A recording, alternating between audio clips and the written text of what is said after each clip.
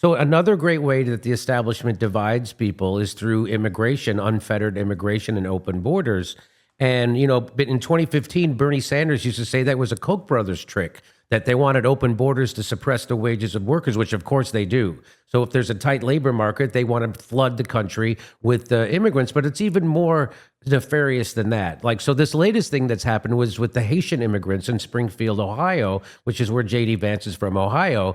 And so they want you to be angry at the immigrants. So what we used to do is we used to outsource our jobs. We used to take good jobs, turn them into shitty paying jobs and export them to third world countries.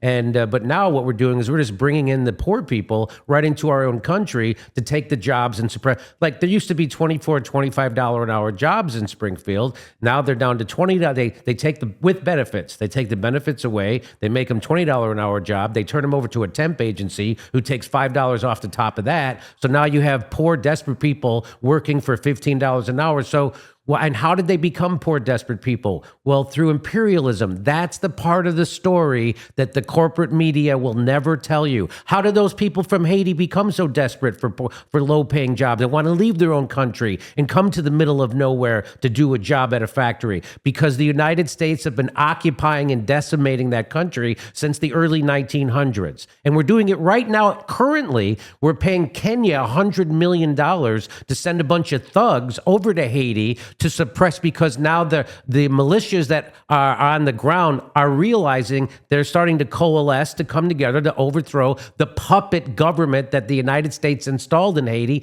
And so we can't have that. So literally, we paid Kenya, their corrupt government, $100 million to send thugs, their military, over to Haiti to keep the people divided, suppress those people from coming together and rising up. That's why Haitians are desperate. Why are Venezuelans coming here? Why do we have all the... So the trick is they want you to be angry at the immigrant. They want poor working people to be angrier at poorer, more desperate people and immigrant. And so I always tell people, if you find yourself being angry at someone lower on the economic ladder than you, it's a good chance you're being manipulated by someone higher on the economic ladder than you. Why are Venezuelans poor? Why have 7 million Venezuelans left their own country? Many of them come here because we've been sanctioning the hell out of that country. Why? Because there's more oil in Venezuela than there is in Saudi Arabia. And once I found that out, I knew it was just a matter of time before we were going to bring democracy to Venezuela. And that's exactly what they do it under the guise of. That's what Juan Guaido was all about. Trump had him at the State of the Union address. He's trying to recognize that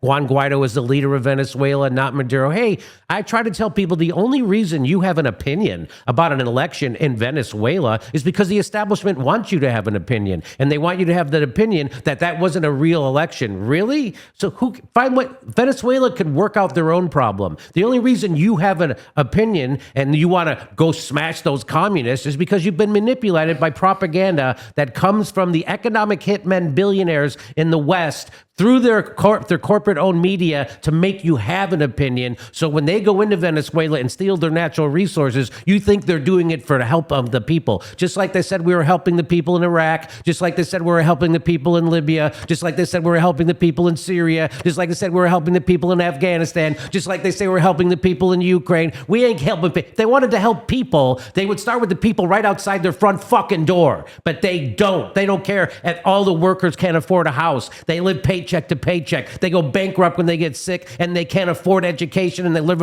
If they give it, they don't give a shit about anybody. So that's what people need to wake up to. Don't be angry at the immigrant. Be angry at the system, the imperialistic system that is run by economic hitmen billionaires and has always been run that way for over 100 years in the West. That's what you should be angry at. Why don't we stop saying, hey, if Cuba's government and their communist government is so bad, why do we have to sanction the shit out of it? Why can't it just collapse on its own? Same thing with Venezuela. If their way of doing things, if their socialism is so bad, why do we have to sanction the shit out of it? And, well, the reason why we sanction them is to make people desperate, so to hurt regular people, so then they become so desperate that they overthrow their government. And who's they going to overthrow? Well, then the CIA floods that country with billions of dollars to tell them who to overthrow, and then they can install a puppet, and that's the way the world works.